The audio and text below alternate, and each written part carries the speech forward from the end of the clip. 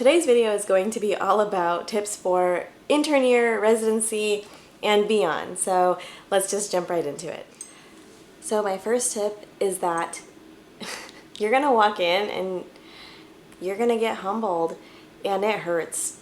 My very first day on rounds, I had honestly the nicest attending, and I was like, I have a nice attending, and she asked me a super easy question, but it was my first day and I did not think that I was gonna get pimped, and I did.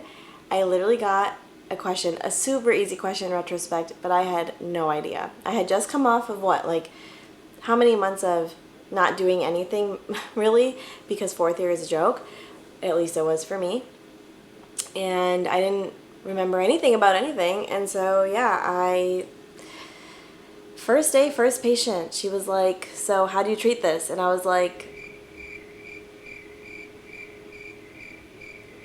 I wouldn't be able to tell you at this moment. I will look it up and get back to you. And obviously that was like so awkward and so uncomfortable.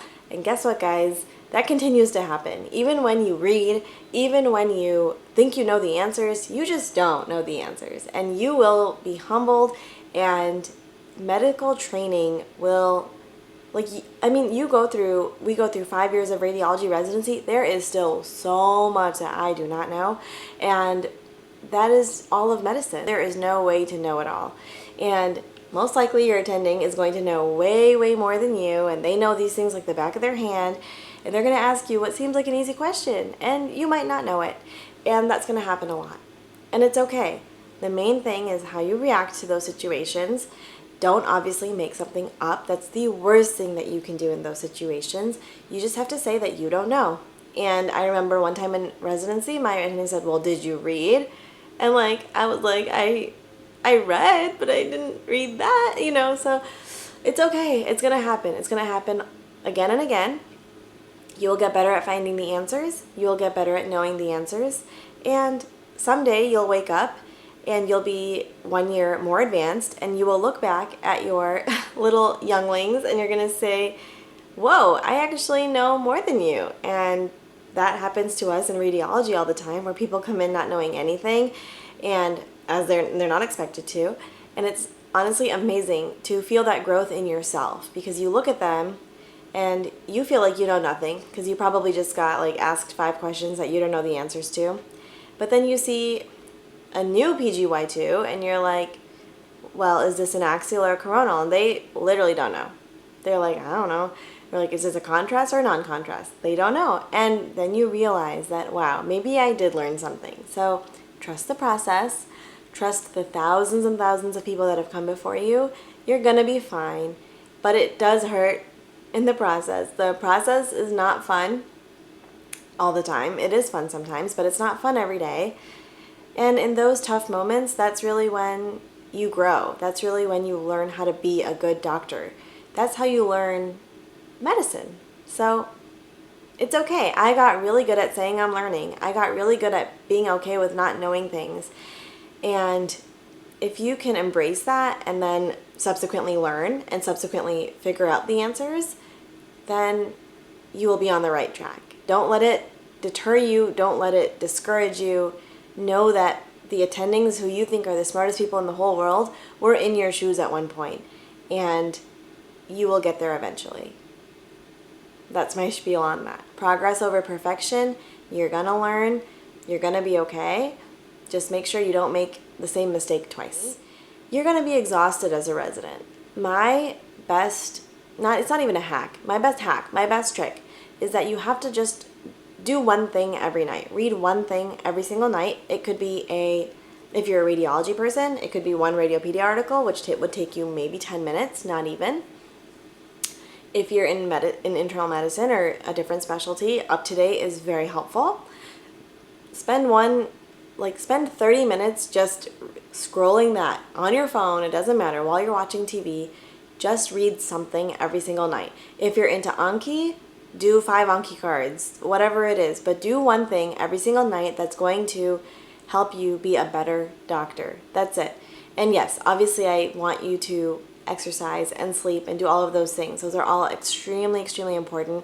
But this is not a video about that. This is a video about just residency in general. So I definitely think that you should read one thing every night, because that bank of knowledge is just going to continue to grow, and you don't even know how much one little thing every night will ultimately add to the bank. So just take 10 minutes every evening and read something. It doesn't have to be a lot, but just do something. Oh my gosh. I'm literally like shedding because I had a baby 4 months ago, and I am deep in the postpartum shed. Deep, deep, deep. Okay. Ask all the questions. Ask all the questions. You are a resident only for a short period of time, and it feels like forever. I'll give you that. It feels like forever, but the moment you step foot into the real world after residency, you're going to realize, like, wait, now this is the rest of my life. You're never going to be a resident again. You're never going to be able to ask those questions again. It doesn't matter what the question is, ask it. If you don't know where to find something in a chart, ask it, because guess what? You only have to ask it once, and then you know it forever. So ask the question. Ask your chiefs. Ask your upper levels. Even ask your co-residents. Just ask all the questions. Ask your attendings everything. Even questions about them. You know what I mean? Like, ask them, how did you choose rheumatology? How did you choose, like, what happened in your life and what experiences did you have that helped you decide this career?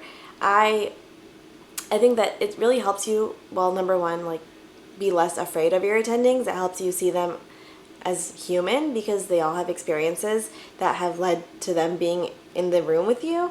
And I think that I don't know, it's just like, it makes you closer, brings you closer to your attendings, and sort of motivates you to also be a good doctor. I don't know if you understand what I'm saying. It just helps build that community, that sense of community, when you actually know who you're working with. So don't forget, like, your attendings are humans too. Like, just ask them, you know, like, what is the most challenging patient you've ever had? How do you deal with difficult patients? How do you break bad news? I mean, I'm sure that you're going to have seminars on all of these things, but sometimes just having a one-on-one conversation with your attending can really, like, go further. And on top of that, they can give you feedback. Like, well, maybe you didn't do this well, or maybe you did do this well, and that will help you just be a better communicator. Ask everything that you possibly can. Obviously, ask things like, why can't you prescribe X, Y, and Z? Why did you do this? Why did you choose that for the patient? But beyond those questions, which you should ask because you're going to be expected to know the answers in a few short years, just, yeah, seeing all of the people that you work with as human will really, I don't know, it just makes your experience better. It makes things easier.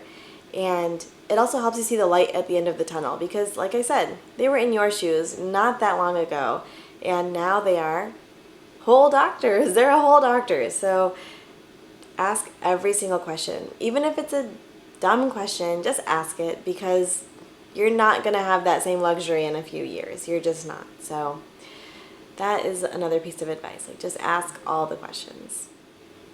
Oh yeah, this is a good one. This one is very on brand with me. So if you're familiar with me, you know that this is sort of what I'm always talking about. But build your network. Residency is like a gold mine, because you have an inbuilt network. You have co-residents. You are working all the time. You have not just your co-residents, but also all the other residents that are in the building with you.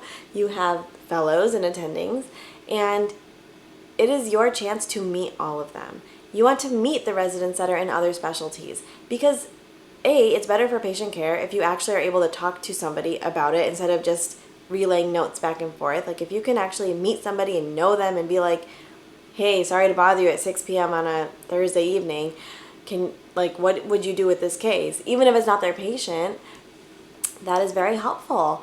Or also just for morale, making friends with other people in the department, in the hospital, making friends with the staff, making friends with, like, the people that work in the cafeteria. Those things are all, they just make you feel good when you go up there and you see a familiar face. It's like, oh, look, like, Johnny is working again. Hey, and just having a conversation with them. I don't know. I feel like we don't talk about these things enough in medical training, but everybody that's there is, like, they're part of your experience. They are part of, like, they help the hospital run. They make the world go round. You know what I mean? So make friends with them. Make friends with the nurses. Those are the best people you can make friends with, because they will make your life a lot easier. I have asked nurses so many questions over the years, like, because they know everything. They have a wealth of knowledge. So just take advantage of that. And it is just so nice to see a familiar face. And if you actually spend the time to get to know the people around you, it will really like take you very far. So not just your co-residents and your attendings, but also the people that work in other departments, the people that work at the hospital. Just get to know everybody, because that is your experience. That is going to be where you live for the next 3+ years. So it will make it a lot better. And yeah, those are the things that make you, and it helps you be human. It makes you a better doctor. I think so. I think it makes you a better doctor too. All right, I have lost track of what number we are on, but I am a firm believer in taking advantage of everything that residency has to offer you, because there is never going to be a time in the rest of your career where you are like basically handed just so many opportunities like wrapped up in a nice bow. What I mean by that is you're not going to have fully funded conferences unless you're doing the work. Obviously, you're not going to have those things. You're not going to have access to maybe mini fellowships or fellowships that you can do while you're a resident. Maybe you have the opportunity to teach at medical schools. Maybe you have the opportunity to volunteer at a lot of these other places. Those things are like presented to you in such a nice way when you're a resident, because they really want you to get involved. And then once you're out on your own, you don't really have like anyone telling you to the same degree, to the same like level of opportunities that you have when you're a resident. So go to the conferences, make a poster if you need to make a poster, go to the conferences, collaborate with people, write papers. I mean, this is the time when you have the most support and you have the most people around you that are going to help you do these things. Attend all the stuff. If you can volunteer at a medical school and teach cadaver lab, do it. If you can, I don't know, do a fellowship, do it. Like just, what I mean by fellowship is like not one of the conventional fellowships, but I mean like if you can do it in education, if you can do it in like health administration, if you have the opportunity to sit on these committees in the hospital, that is going to be so valuable. And those are all things that you can put on your CV when you're eventually looking for a job. Sorry, that's a baby crying in the background. Oh no. Poor girl. But you're never going to have so many opportunities. So try to get involved with something, get involved, volunteer, take all the educational opportunities that you can, because all of those things will help you in your career. Whether or not you use them on a daily basis or not, they will help you in your career. As an adjunct to that, a sort of offshoot, I want to mention that residency is also a great time to learn about all of the things that make healthcare run and work in the way that it does here in the US. What do I mean by that? Learning the medicine and learning how to take care of patients is very important, but sometimes you have to go above and beyond that, and you have to learn about billing, and you have to learn about coding, and you have to learn about how private practices are run and how hospitals are run, because all of those things ultimately affect patient care at the end of the day. So residency is a great time to learn all of those things. Now, is anyone going to sit down and teach you all of those things? Unlikely. Maybe you're going to be lucky enough to get an hour lecture, but aside from that, beyond that, you're not going to get more unless you're actively seeking out learning about it. You know what I mean? Asking your attendings about coding and billing, because they probably do have some idea about it. Asking how the practice, I'm not saying that you should ask about salary. You shouldn't ask about salary. But you could ask about contracts and contract negotiations. And if there's a private group that works for the hospital, how do they work for the hospital? Do they have their own contract, or are they employed by the hospital? And just start to learn about the business of medicine, because, it's not cute. It's not really going to make you feel good at the end of the day.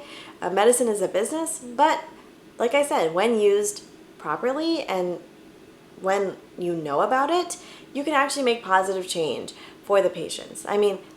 You're probably sitting there why do I have to see 50 patients a day? I'm going to be honest with you. It's probably not because your attendings want you to see 50 patients a day. It's probably because there is some administrator somewhere who thinks that that is the best way to maximize profits, and they have done some sort of calculation to figure out what amount of time is perfect for one patient interaction.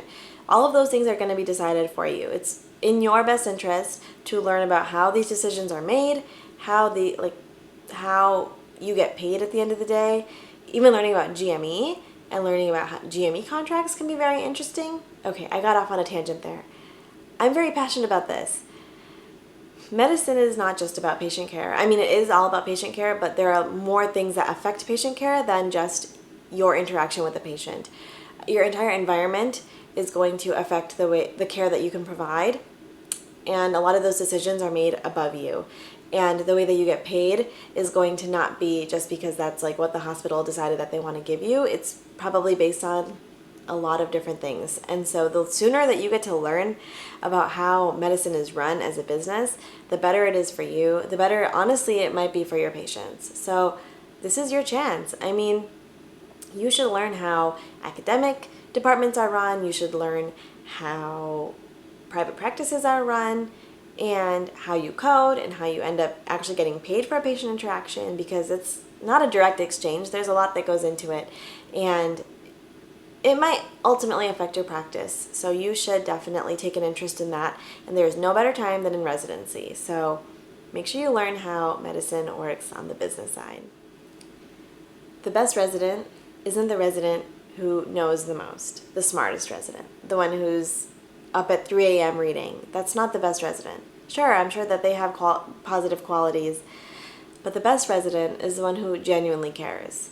It's the best resident who cares for their patients, cares about being a good resident, about being a good doctor, about learning everything that there is to learn, about not making mistakes, about crossing your T's and dotting your I's. Those are the best residents. The residents who have everything written down on a checklist and make sure that everything gets done at the end of the day, even if it means staying late. That is what makes a good resident. You're only in residency for a very short period of time. It will define the way that you practice in the future. I mean, the way that you are a resident is how you're going to be when you're a full attending.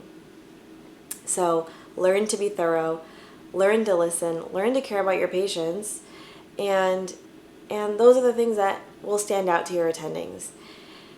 You have to be somebody who cares. I mean, we didn't go into this profession not to care, right? So the more that you care and take it personally and really take pride in your work, the better off you're going to be. So I will leave you with that. I don't know, it's a tough few years, but you can do it. You've made it this far.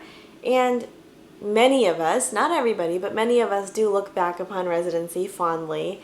I look back on my months of Q3 call, and yes, it was painful, and yes, it wasn't fun, but I made a lot of friends that year, and I learned a lot, and it's just a whole different experience, and the only people that will get it are the people that are doing it with you. You know what I mean? So you're gonna be great. A lot of us, like I said, look back on it all very fondly, and just make the most of it. The time will fly. And should I leave you with the most cliche quote of all time? The days are long, but the years are short. And I do firmly believe that. I do. It feels like I just started residency yesterday, and now I'm too many years later to even say. So, best of luck, and I will see you all in my next video. Bye.